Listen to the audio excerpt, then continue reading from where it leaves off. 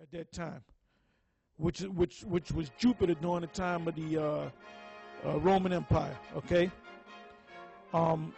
Another thing they cause them to just pull that out. They cause them to eat pork and all that. And then back then you had Jakes that were eating pork. They were not circumcising their children, but you had Israelites that said that hell no, man. We're gonna fight for this truth. We're gonna fight for this truth. And you had a story of a woman who had sons that they said, look, we're gonna make you eat pork and your sons eat pork. And she refused to eat pork and her sons refused to eat pork, and basically they put them all to death. So the spirit is out. You don't even have the spirit no more.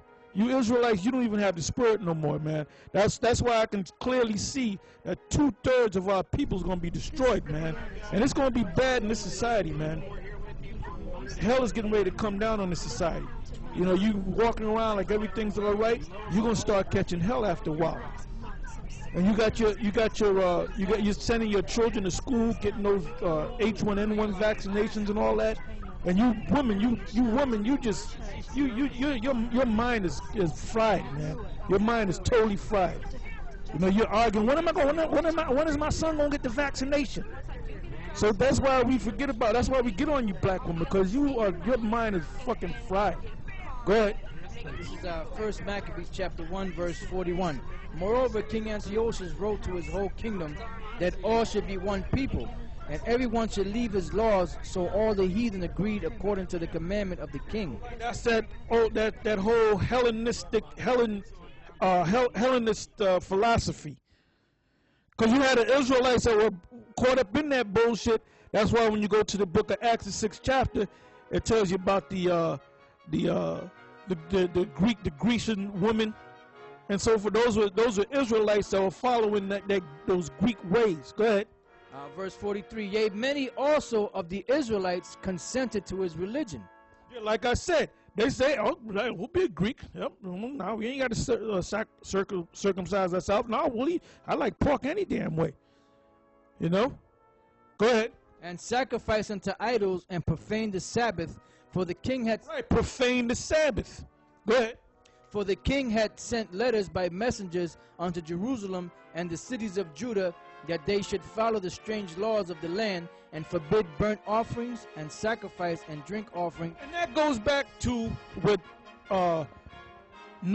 Satan said going into Romans the 13th chapter, talking about you got to obey the law. So he was probably one of them Israelites that had no problem with the decree of the king.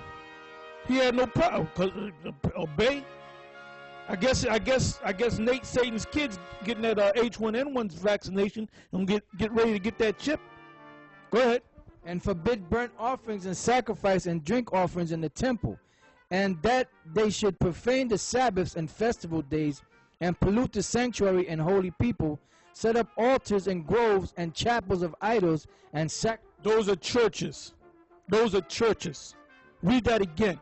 And pollute the sanctuary and holy people, set up altars and groves and chapels of idols. Set up altars and what? And groves and what? And chapels of idols. One word, them churches. Whether it be mosque, you got to damn near kill a nigga. Well, you got to kill a nigga to get him out of Islam, man. Once a nigga become Islamic, brother, forget, he's done, man. He's dead. That nigga's done. All right. Them people in the Baptist church and Methodist church, they're done. Forget them. Go ahead. And sacrifice swine's flesh and unclean beasts. And they love to eat that pork, man. Go ahead. That they should also leave their children uncircumcised and make their souls abominable with all manner of uncleanness and profanation, to the end they might forget the law and change all the ordinances. Yeah, go to any seafood place. See Jacob in there. And the Latin tribes. What they're ordering everything. Here you got sea bass, you got bass, you got trout, you got all these clean fish. And what are they gonna go for? They're gonna get the shrimp. They're gonna get the crabs. It might as well be the crabs, lobster, octopus. Yeah, the Puerto Rican tribes, they make a thing called octopus salad. You know? And there's one Puerto Rican girl I knew back in the day said, yeah, I'm going to go home and make me an octopus salad. You want some? I said, hell no, I don't want no goddamn octopus salad. Go ahead. Back in Daniel's 8 and 13.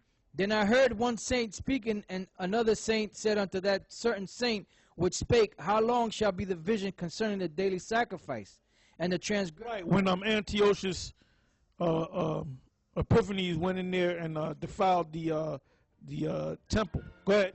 To give both the sanctuary and the host to be trodden underfoot. And he said unto me, unto 2,300 days, and he said unto me, unto 2,300 days, then shall the sanctuary be cleansed. Now that's talking about when you add that up, that adds up to a little bit more than 6 years. And when you go into the history, I don't know if the brother could get that. Timeline? Well, just put in Antiochus Epiphanes. You can either put that in there or you can put Hanukkah, because it goes into the story when Antiochus defiled the temple. And the history should tell you for about 6 years. All right, go ahead. All right, it says, then I heard one saint speaking, and another saint said unto that certain saint which spake, how long shall be the vision concerning the daily sacrifice and the transgression of desolation, to give both the sanctuary and the host to be trodden underfoot? And he said unto me, unto 2,300 days, then shall the sanctuary be cleansed. And it came to pass when even I, Daniel, had seen the vision and sought for the meaning, then behold, there stood before me as the appearance of a man. And I heard a man's voice between the banks of Ulai, which called and said, Gabriel, make this man to understand the vision. So he came near where I stood, and when he came, I was afraid and fell upon my face. But he said unto me, understand, O son of man, for at the time of the end shall be the vision. Now as he was speaking with me, I was in deep sleep on my face toward the ground. But he touched me and set me upright, and said, behold, I will make thee know what shall be in the last end of the indignation, for at the time appointed the end shall be. The ram which thou sawest having 2 horns, and the kings of Media and Persia. And the rough goat is the king of Grecia. So it's breaking it down. If you go back to history, I don't know if you're having any luck finding that, brother. I have some known of him sacking Jerusalem, persecution of Okay, but I wanted a number of years. If you can't find it, let's deal with that and let's go to timelines, all right? Oh, didn't you leave it on the Yeah, it was there, but Okay, I'll find it. All right, don't worry about it. Go ahead. It says, and the rough goat is Matter of fact, go ahead, read, brother. it says, and the rough goat is the king of Grecia, which that represents Alexander the Greek, or Alexander the Creep. All right. It says, and the great horn that is between his eyes is the first king, which is Alexander the Creep. Now that being broken, whereas 4 stood up for it, 4 kingdoms shall stand up out of the nation, but not in his power, because the 4 generals of Alexander the Greek, they ruled, but they weren't out of his lineage. They were related other Edomites, Greek Edomites, but they were not related to him. They didn't come out of his loins, so to speak, out of his lineage. So it says, now that being broken, whereas 4 stood up for it, 4 kingdoms shall stand up out of the nation, but not in his power. And in the latter time of their kingdom, when the transgressors are come to the full, a king of fierce countenance and understanding dark sentences shall stand up. And that's Antiochus Epiphanes. Go ahead. And his power shall be mighty, but not by his own power. And he shall destroy wonderfully, and shall prosper in practice, and shall destroy the mighty and the holy people. Yeah, Israel, go ahead. And through his policy also he shall cause craft to prosper in his hand. And he shall magnify himself in his heart, and by peace shall destroy many. He shall also stand up against the prince of princes, but he shall be broken without hand. And the vision of the evening and the morning which was told is true, wherefore shut thou up the vision, for it shall be for many days. And I, Daniel, fainted and was sick certain days. Afterward I rose up and did the king's business, and I was astonished at the vision, but none understood it. Yeah, he didn't understand, because it wasn't meant for Daniel to understand it. It's meant for us to understand it. That's why he in Daniel the 12th chapter said these books. Matter of fact, get that. Daniel 12.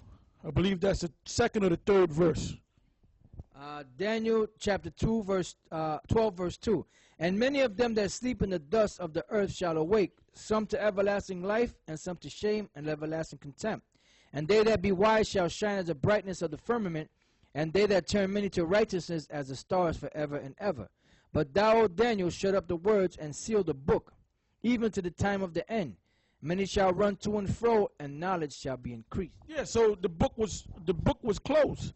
So this whole Bible was closed. So the prophecies were closed, because the prophets that received these visions and these prophecies, they didn't understand it. Because even when the angel, Most High sent down the angel to break it down to them, they still didn't understand it. Then they got sick. So who understand it? We understand it, because we're the prophets coming back. All right? You got something, Mark? Yeah. Go ahead. Now this is on Antiochus, and you'll see the account. I'll just go right to the point. 168 BC. In the year of 168 BC, the Syrian tyrant Antiochus Epiphanes sent his soldiers to Jerusalem. The Syrians desecrated the temple, and Antiochus abolished Judaism.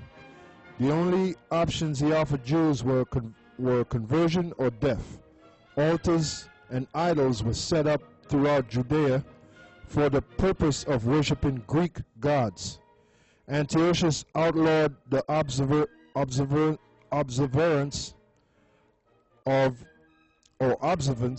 of the Sabbath, the festivals, and circumcision.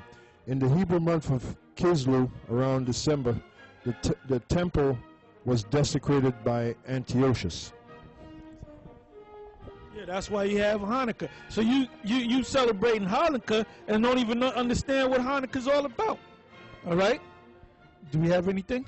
All right, go ahead. This is in Harper's Bible Dictionary. We don't have the beloved one today.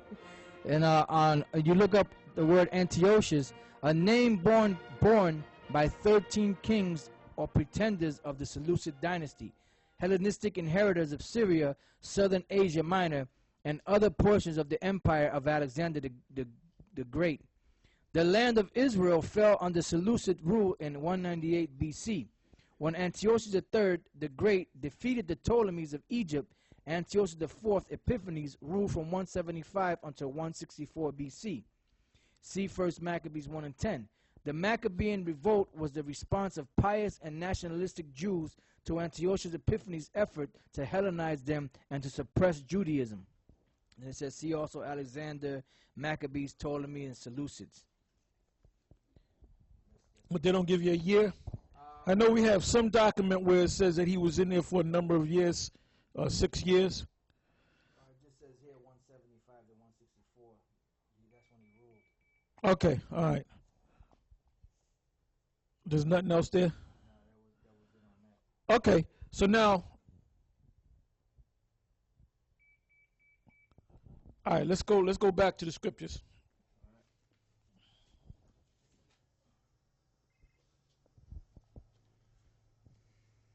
All right, so this is more on. This is back in 1 Maccabees, the first chapter, the